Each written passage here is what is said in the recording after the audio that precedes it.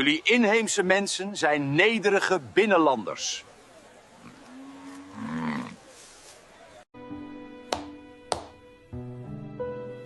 Buku iki sangar rek, seneng awakmu nek maca iki.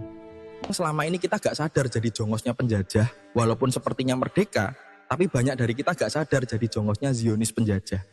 Ini buku asik pol, cocok sama keadaan sekarang, maka kali ini kita akan ngulik isi buku ini.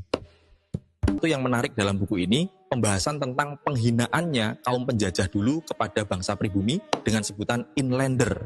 Apa itu inlander tah? Belanda mengatakan bahwa inlander adalah kaum yang derajatnya lebih rendah dari anjing, dan anjing lebih patut dimuliakan dari kaum inlander. Sebegitu hinanya bangsa kita dulu sebelum merdeka, generasi sekarang harus ngerti, soro mbah-mbahmu biyen le. Sejarah awal penghinaan bagi bangsa pribumi berawal dari Jan Pieter Zoon-Koon, gubernur pemerintahan penjajah paling kejam di sini. Jan Pieter Zoon-Koon ini gubernur jenderal penjajah paling kejam, dia menjabat dari tahun 1619 sampai 1629. Jan Pieter Zoon-Koon pernah bilang, orang pribumi Nusantara itu bodoh dan pemalas, mudah dibohongi, mudah dipecah belah. Inilah awal sebutan inlander dari Zionis Belanda, maka sejak itu Belanda membuat aturan pemerintah untuk ngatur kasta-kasta mulai tahun 1654. Undang-undang diskriminasi untuk bangsa pribumi, dan diperkuat oleh undang-undang pengatur kasta-kasta pada tahun 1854. Kasta-kasta yang dibuat dalam undang-undang pemerintahan Belanda itu untuk mengatur perlakuan dan hak antara pemerintah penjajah dengan masyarakat yang ada di Nusantara. Kasta tertinggi adalah orang Belanda sendiri dan orang-orang kulit putih Eropa, kasta kedua orang-orang Cina dan Arab, dan terakhir orang-orang pribumi Nusantara. Wes taklah, pomo awakmu urip jaman iku, wajor temen awakmu. Istilah inlander digunakan tidak hanya secara administratif tetapi juga dalam kehidupan sehari-hari oleh orang-orang Belanda sebagai bentuk penghinaan dan stereotip negatif terhadap pribumi.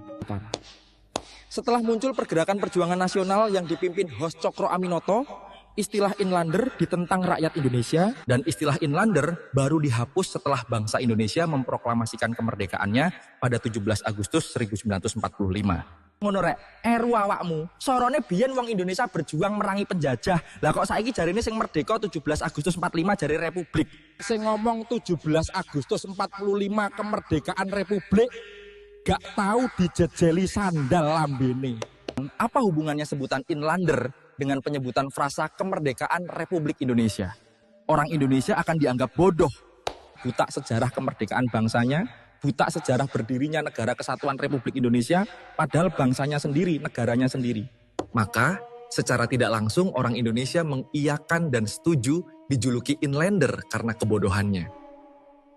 Mengatakan 17 Agustus 45 kemerdekaan RI sama dengan mengatakan negara Indonesia negara jajahan. Lah yang jajah siapa?